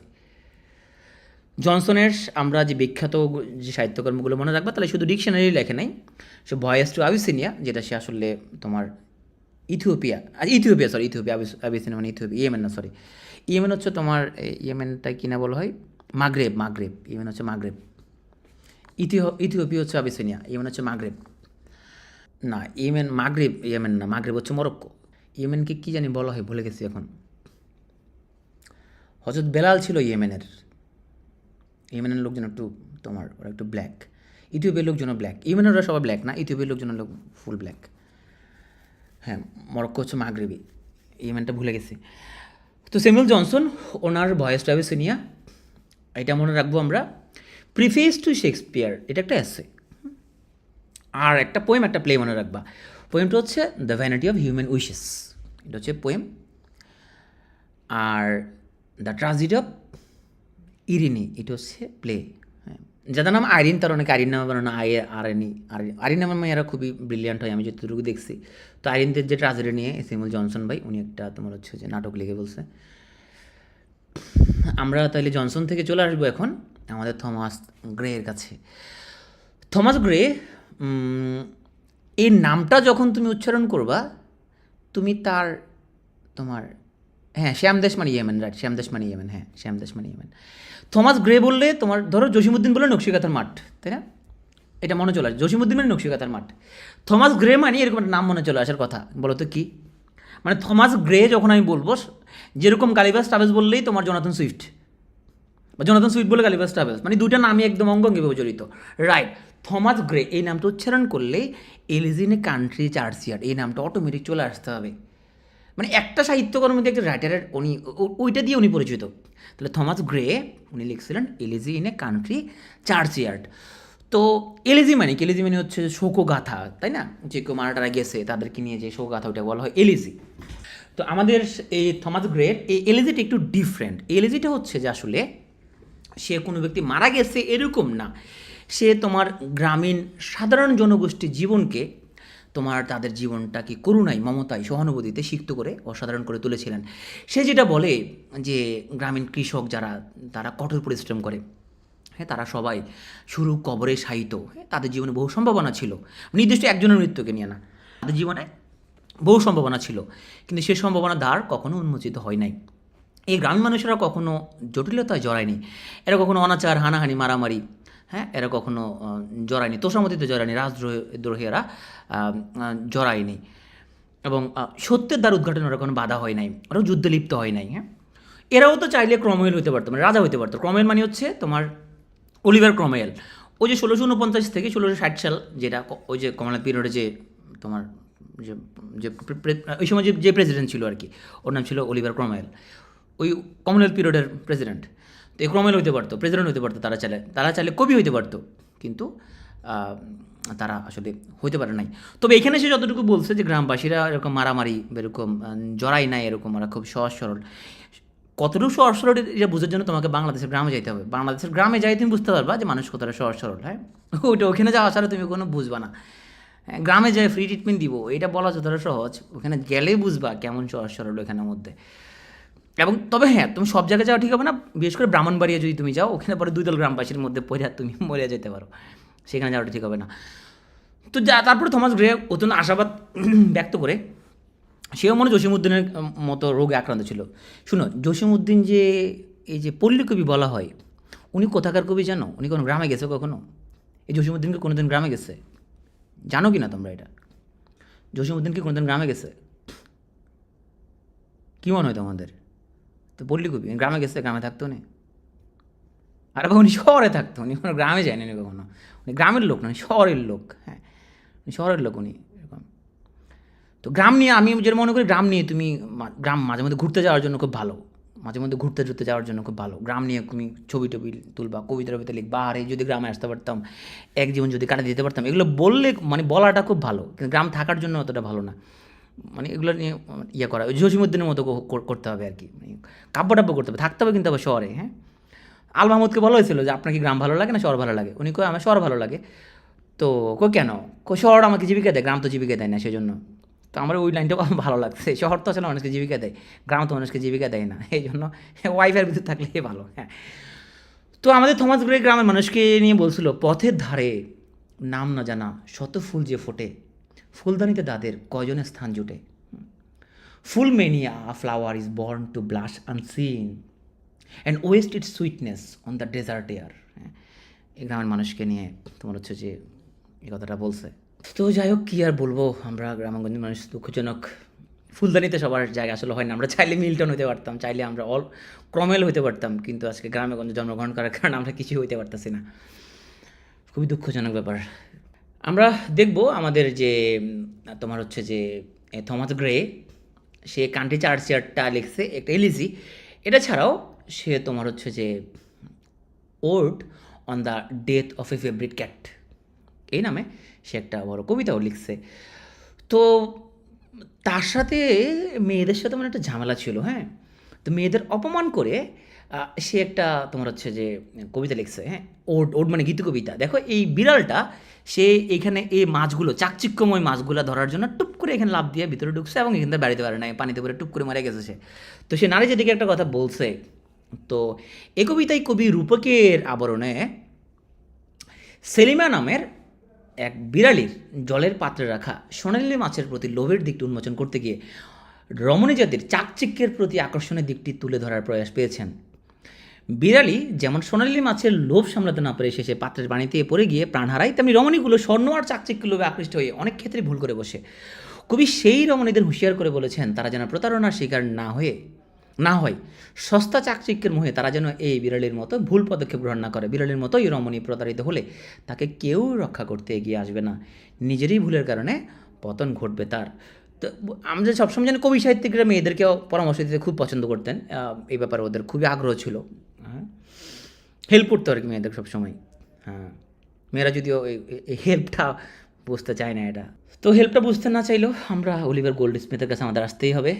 আমরা হচ্ছে যে এখন চলে আসবো অলিভার গোল্ড স্মিথের কাছে। অলিভার গোল্ড স্মিথ, উনি ওনার বেশি কিছু মনে রাখা লাগবে না, মনে রাখবা শুধু ভাইকার ওয়েকফিল্ড, এটা ওনার সবচেয়ে বিখ্যাত সাহিত্যকর্ম। এই একটা মনে রাখলে হবে, ভাইকার ওয়েকফিল্ড, আর কিছু মনে রাখা লাগবে না। অলিভার গোল্ড স্মিথ উনি লিখছে ভাইকার ওয়েকফিল্ড, শেষ একটাই। আর উনি একটা কথা বলছে, handsome is that handsome does. হ্যাঁ, এই যে তোমার বুকের বুতাম খোলা খোলা রাখা বিড়ি সিগারেট খাওয়া, এটা হ্যান্ডসাম না। হ্যান্ডসাম মানে হচ্ছে তুমি নীতি নৈতিকতার সাথে তুমি থাকবা, সত্য কথা বলবা, তুমি সময়ের অপচয় করবা না, এটা হচ্ছে হ্যান্ডসাম। তো আমরা অনেক বক্তব্য দিয়ে ফেললাম। তো এই বক্তব্য দিয়েও একটা তোমার বিখ্যাত হয়েছে কিছু কিছু লোক, সেটা হচ্ছে সে লোক নামে এডমান্ড বার্ক। সে লিখছে ইস্ট ইন্ডিয়ান, সরি লিখে না, ইস্ট ইন্ডিয়ান বিলের উপরে, ইস্ট ইন্ডিয়া বিলের উপরে সে একটা বক্তব্য দিছে। এই বক্তব্যটা রিটেন ফর্মেটে পার্লামেন্টে, সে পার্লামেন্টারিয়ান ছিল, এমপি ছিল আর কি। তো অ্যাডভান্ট বার্ক, আমি মনে রাখছি এমনি ওই যে কুকুর বার্কিং করে না, ওই হ্যাঁ, বার্কিং মানে ঘেঘু করা, যদিও এটা সে ঘেঘু করার মিলটা আবার বার্কের আত্মীয়স্বজন নাই তো ক্লাসে, আবার আবার ধরো বার্কার দাদা ছিল, সে ভাই আপনি আমার দাদাকে নিয়ে এইসব কথা কেন বললেন, বার্ক নাম ভালো, আমি মনে রাখছি নাম এর বাড়ি, সে এখানে ঘেঘু করতেছে, বার্ক মানে তো ঘেঘু করা। এই বার্ক ভাই সে ইস্ট ইন্ডিয়া বিলের উপরে একটা বক্তব্য দিয়েছে পার্লামেন্টারিয়ান হিসেবে, সেটাই পরবর্তীতে অনেক বিখ্যাত হয়ে গেছে। তো বার্ক সে ছিল খুবই কনজারভেটিজমের ফাদার, হ্যাঁ, সে এমপি ছিল সে, এবং ফ্রেঞ্চ রেভলিউশনে সে খুব ভীত হয়ে গেছে, এবং সে বুঝতে পারছে যে ফ্রেঞ্চ রেভলিউশন যে হইলো, এই ফ্রেঞ্চ রেভলিউশনের কোনো ভাব যদি ব্রিটেনে পড়ে, ব্রিটেনের পোলাপান নষ্ট হয়ে যাবে। হ্যাঁ, ওদের এইসব ক্লাসিসিজম, ওদের এইসব রেনেসা মেনেসা এগুলোর ফাঁদে যদি ব্রিটেন পড়ে যায়, তার ব্রিটেন শেষ হয়ে যাবে। এই জন্য সে চাইছিল যে তোমার হচ্ছে যে এই যে এনলাইটেনমেন্ট যেটা ইটালিতে যেটা শুরু হয়েছিল এবং পুরো ইউরোপে ছড়া গেছিলো, সে চাইছিল এটা থেকে ব্রিটেনকে রক্ষা করার জন্য। মানে সে চার্জ ঘেঁষা লোক ছিল আর কি, সে যাই হোক শেষ পর্যন্ত সে রক্ষা করতে পারে নাই। আমরা এখন চলে আসবো লিন্ডলে মারের কাছে, যাকে বলা হয় ফাদার অফ ইংলিশ গ্রামার। মানে এই লোকটার নাম মনে পড়লে আমার খুব মনটা খুব দুঃখ ভারাক্রান্ত হয়ে যায়। এই লোকটা এত কষ্ট দিছে আমাদেরকে, সেই ক্লাস 2-3 থেকে যে আমরা গ্রামার পড়া শুরু করছি, সেই 2-3-4-5-6-7-8-9-10-11-12 পর্যন্ত আমরা গ্রামার পড়ছি। ইউনিভার্সিটিতে গ্রামারটা আমাদের ছাড়তেছে না, এখন বিসিএসের জন্য আমরা ইংলিশ গ্রামার পড়তেছি, ইংলিশ গ্রামারের ফাঁদ থেকে আমরা বেরোতে পারতেছি না। এই লিনলে মারে, সে যে মারটা আমাদের দিল, মানে কেন বেটা সে গ্রামার আবিষ্কার করতে গেছে, গ্রামার বই লিখছে সে এরকম, সে অ্যাব্রাইজমেন্ট অফ মারেস ইংলিশ গ্রামার। হ্যাঁ, লিনলে মারে, হ্যাঁ, কী মাইটটা দিচ্ছে আমাদেরকে সে, এই গ্রামারের মাইটের চোটে আমরা কিন্তু শেষ। কেন ভাই, তুই গ্রামারের আগে কি ইংলিশ ছিল না ভাই? আমরা এরকম ন্যাচারাল ইংলিশ শিখতাম, তুই গ্রামারটা আমার প্রবর্তন করে বেটা আমাদেরকে যে একটা ঝামেলা ফেলাই দিচ্ছিস, পার্টস অফ স্পিচ বেটা। তো যাই হোক, কী আর করবো এখন, যেহেতু সে করছে, মার কিন্তু এখনও চলমান। তো মারের মার থেকে যদি তুমি বাঁচতে হয়, তুমি চেষ্টা করবা গ্রামারটা বুঝে বুঝে পড়ার জন্য, কোনো টেকনিক শর্টকাট, ছোট্ট বন্ধুরা তোমাদের টিপস টেকনিক শেখায়, যে টিপস টেকনিক দিয়ে কোনোদিন গ্রামার শেখা যায় না, গ্রামার শিখতে হবে বুঝে বুঝে, মিনিং বুঝে বুঝে। তো আমরা এখন একটু শেষ করব, ক্লাসটা শেষের দিকে চলে আসছি, আমরা একটু এখন কিছু ভালো ভালো পেন্টিং দেখবো। আমার কি মনে হয় জানো, এই যে পৃথিবীতে যে আসছি একবার, এই পৃথিবীতে আমরা কি আসবো আর? পৃথিবীতে আমরা তো আর আসবো না, তাই না? পৃথিবীতে যদি একবারে আসছি, এই যে পৃথিবীর যদি শ্রেষ্ঠ মুভিগুলো যদি না দেখতে পারি, শুনো, তোমার একটা বাকেট লিস্ট বানাবা যে আমি পৃথিবীর শ্রেষ্ঠ 100 মুভি আমি দেখব, পৃথিবীর শ্রেষ্ঠ 100টা সিনেমা আমি দেখব, পৃথিবীর শ্রেষ্ঠ 1000 শিল্পকর্ম আমি দেখব, নিজের চোখে দেখতে, ওখানে যাই দেখতে না পারি, আমি উইকিপিডিয়া থেকে হলে দেখবো, গুগল করে হলে দেখবো পৃথিবীর শ্রেষ্ঠ। আমি ইন্টারে থাকতে একটা ডিভিডি কিনছিলাম, যেখানে তোমার প্রায় অনেক 27,000-এর মতো মনে ইয়ে ছিল, তোমার পেন্টিং ছিল যেখানের মধ্যে। হ্যাঁ, একটা প্ল্যান রাখা, পৃথিবীর শ্রেষ্ঠ বইগুলো আমি পড়বো, শ্রেষ্ঠ উপন্যাসগুলো আমি কিছু কিছু পড়তে না পারি, সামারি হলে জানবো যে কী লিখছে, কী লেখার চেষ্টা করতে হয়, চাকরিটা পেয়ে নি। তারপর হ্যাঁ, তুমি একটা লিস্ট করে ফেলবা যে আমি পৃথিবীর শ্রেষ্ঠ 100টা মুভি আমি অবশ্যই দেখে বলবো। ডিভিডিটার নাম ভুলে গেছি, আমি কিনছিলাম তোমার হচ্ছে যে নিউ মার্কেট থেকে, চট্টগ্রাম, ওখানের মধ্যে, আমি ইন্টারে পড়ি তখন। ও তোমার হচ্ছে যে ওই ডিভিডির নাম ছিল না তখন, মনে হয় এরকম উপর দিয়ে কাবার দেখছি খুব সুন্দর, তুই দেখে। আমি মূলত কিনছিলাম কম্পিউটার দেওয়ার জন্য, ওয়ালপেপার দেওয়ার জন্য। যদি আমার কম্পিউটার ছিল না, তখন আমি এক জায়গায় তোমার হার্ডওয়্যার ট্রাবল শুটিং শিখতাম, তো সেখানে যায় যে ওখানে ওয়ালপেপার দিতাম আর কি।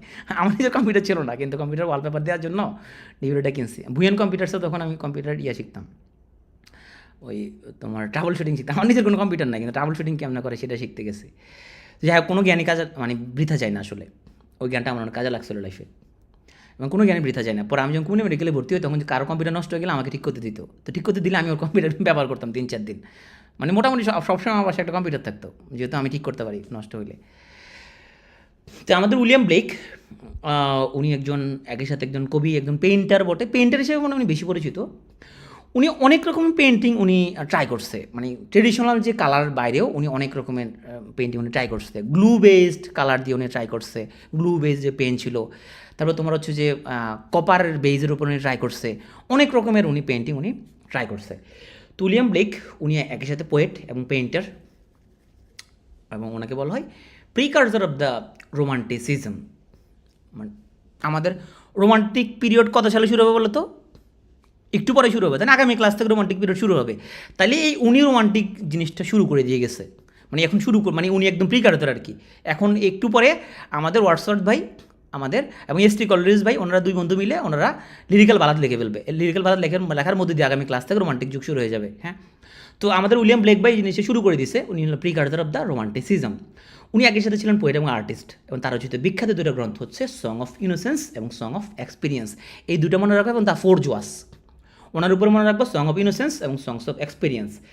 তাহলে songs of innocence and songs of experience এটা, এবং হচ্ছে তোমার ও আছে, উনি হেভেন এবং হেলের মধ্যে বিয়ে শাদী করে দিছে, কিন্তু হেভেন হেলের মধ্যে বিয়ে দিছে। আর হচ্ছে দ্য ফোর জোয়াস, এই তিনটে মনে রাখলে হবে তোমার। তাহলে কী বলছি? The songs of innocence and songs of experience, the marriage of heaven and hell, এবং দ্য ফোর জোয়াস। এই চারটা ওনার সবচেয়ে বিখ্যাত তোমার কাব্য। তো এই হচ্ছে ব্লেকের একটা বিখ্যাত তোমার চিত্রকর্ম, খুব সুন্দর যে চিত্রকর্ম, সে অনেক রকম। এখানে হচ্ছে কপার বেসটা ট্রাই করছিল উইলিয়াম ব্লেকের। তারপরে এটা হচ্ছে ইভ টেম্পটেড বাই সার্পেন্ট। তো আমরা মিল্টনে যেরকম পড়ছিলাম প্যারাডাইস লস্ট, প্যারাডাইস রিগেইনড, ও প্যারাডাইস লস্ট থেকে সে উজ্জীবিত হয়ে এখানে সে ইভকে দেখাইছে যে এই সার্পেন্ট হলো শয়তান, ও হচ্ছে যে তোমার লোভ, হ্যাঁ, হচ্ছে গ্রিড, লোভ, পাপ। এই সর্প হলো পাপ। এই সর্প ইভকে পাম দেয়, তুমি ওই বৃক্ষের ফলটা, এই বৃক্ষের ফলটা তুমি খাই ফেলো। তো ইভ হচ্ছে যে তখন এই বৃক্ষের ফলটা খাই। ইভ টেম্পটেড বাই সার্পেন্ট, এটা ব্লেকের একটা বিখ্যাত চিত্রকর্ম। এখানে উনি হচ্ছে যে তোমার গ্লু বেসড কালার পেনগুলো ট্রাই করছিল। Thank you.